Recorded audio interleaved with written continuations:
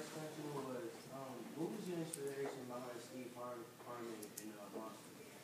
What was the inspiration behind Steve? All right. Because it seems so realistic. So what? It seems so realistic. All right. So what happened? There were two things. A friend of mine was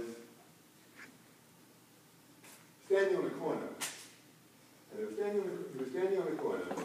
Kid I played ball with, and he was about to cross the street, and two guys came up to him and said, "Yo, man, we got to get over in the deli, and you just stand here and whistle. You see the cops coming." Right? People think, they don't think in single file. They think by committee. There's a committee going on in their head.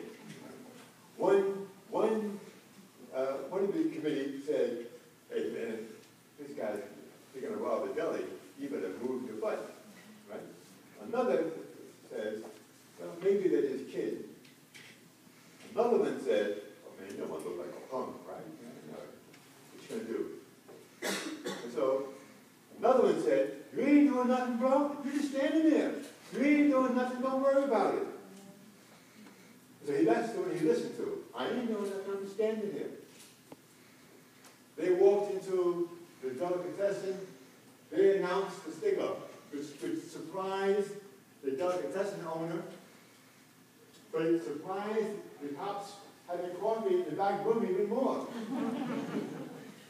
They came out, arrested the two guys, and they said, "Anybody with you?" "Yeah, look out, man, look at the corner."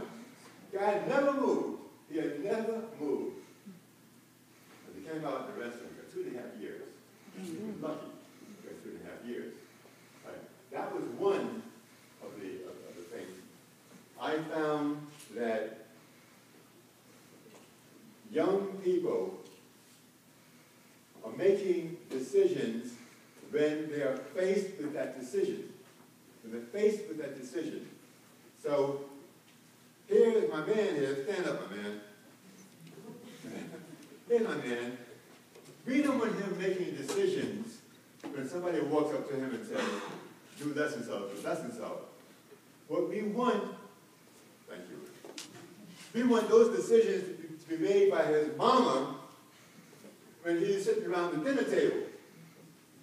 We want that conversation to be going around the dinner table. That's when we want that decision made. That's when the value should be set. That's when that decision should be made. So when the guy comes up to him and he says, "We got to get over," he says, "I got to get on." So I can't go to everybody's house. So many of my books involve that kind of decision making. So when Steve Harmon sees it, Steve Harmon did not make the right decision. Steve was just lucky. The other thing, I was sitting in the courtroom watching a trial. And the trial was about two young boys. Father had a gun in the house. And the father, I think the father was a corrections officer. Two young boys decided to take the gun out and walk around with it. They were walking around with it. They meet a bigger boy. He says, "What you guys doing?" He said, "Well, we're walking around, man. I got a gun, man." And the bigger boy says, "Let me see it." And, "Well, yeah, well, come on, man. Let me see the gun, man. Yeah, ain't no big They said, "Okay." So the bigger boy puts it in his pocket, walks to 34th Street and 7th Avenue, sticks up a man in a kiosk selling newspapers and shoots him. Then they threw the gun into the river. 3 days, it's all in the New York newspapers. 3 days later, the father's looking for his gun. "Where's my gun?" Boy said, "I don't know." Father says, No. You don't bring that to me. You don't bring that to me. And finally the boys told him. So the father father then made a mistake. He took the boys up, took them to the police station.